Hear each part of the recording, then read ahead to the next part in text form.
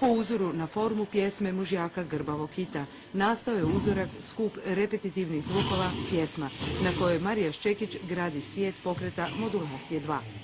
Tako nastaje melodija, grupna, scenska harmonija pokreta plesača koji do nevjerojatne granice preciznosti osluškuju vlastito i zajedničko kretanje. Uzela sam 5 različitih, posve različitih plesača, donekle pronašla nekakav njihov univerzalni jezik, njima specifičan, i pokušala napraviti nekakav motiv, nekakve grupne sekcije od toga i pokušati stvoriti jednu grupnu scensku harmoniju koju u biti nazivam scenskom interkomunikacijom. Gledatelji ovog zanimljivog vizualnog i zvukovnog projekta imaju osjećaj uranjenja u duboku vodu u kojoj osluškuju eho glasanja morskih sisavaca, dok im pred očima promiču fini i meki pokreti plesača. Audioprodukcija, sampliranje i programiranje zvuka pripadaju Ranku Šajfaru.